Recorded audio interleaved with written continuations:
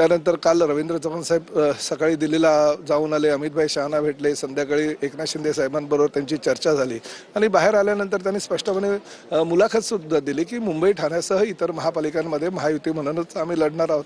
त्यामुळे आमच्या दृष्टीनं फार महत्त्वाचा तो विषय होता. कधीही आचारसंहिता लागू शकते महापालिका आणि जिल्हा परिषदेची.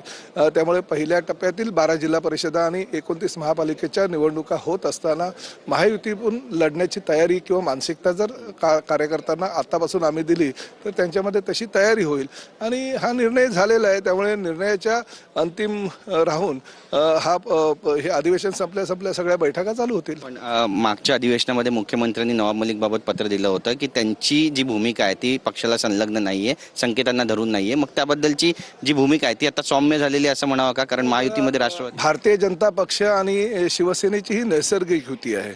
अटल बिहारी वाजपेयी साहेब, अडवाणी साहेब आणि त्याचबरोबर शिवसेना प्रमुख आदरणीय बाळासाहेब ठाकरे यांनी ही युती केलेली आहे. प्रमोद महाजन साहेबांच्या माध्यमातून ही ह्या युतीला सुरुवात झाली होती आणि ही नैसर्गिक युती आहे. शिवसेना भाजप ही नैसर्गिक युती असल्याने ह्या नैसर्गिक युतीमधूनच लढण्याचा आमचा निर्धार आहे. राष्ट्रवादी काँग्रेस पक्षाबरोबर कशा प्रकारे आघाडी करावी हा निर्णय पूर्णपणे मुख्यमंत्री आणि एकनाथ शिंदे साहेब घेतील.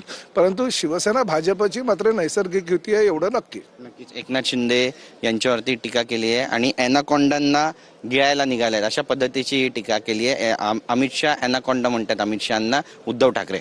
बघा, दिवसभर 365 दिवस मातोश्रीवर बसायचं, काही तिकडनं करायचं नाही, जे काही करायचं ते ऑनलाईन करायचं. एक दिवस विधिमंडळाचा सदस्य असताना सुद्धा 7 दिवसाचं हे अधिवेशन चालू असताना नागपूरला यायचं आणि कोणाला एनाकोंडा, कोणाला मगरमच्छ, कोणाला डुक्कर, कोणाला अजून बैल वगैरे अशा प्रकारच्या उपमा द्यायच्या. हे काय प्राणी संग्रहालय आहे काय हो?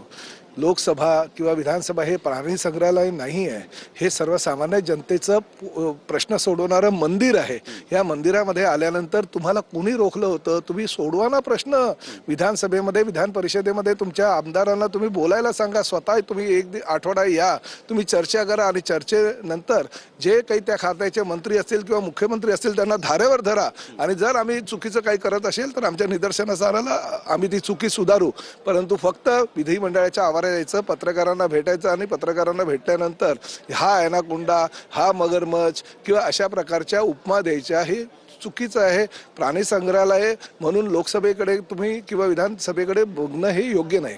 दोन जळजळीत टीका केल्या आहेत आदित्य ठाकरेंनी सुद्धा एकनाथ शिंदेंवर.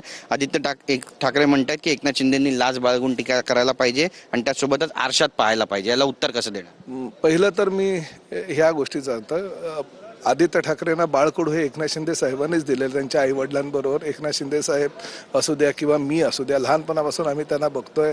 त्यामुळे त्यांच्याविषयी जास्त काही बोलणार नाही. पण शेवटी आपल्या वडिलांच्या वयाचा किंवा म्हणजे मोठी जी व्यक्ती आहे त्यांच्याबरोबर बोलत असताना काहीतरी तारतम्य पाळण्याची संस्कृती ह्या महाराष्ट्राची आहे.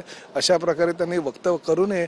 आत्ताच कुठे ते विधानसभेमध्ये एका मतदारसंघातले 3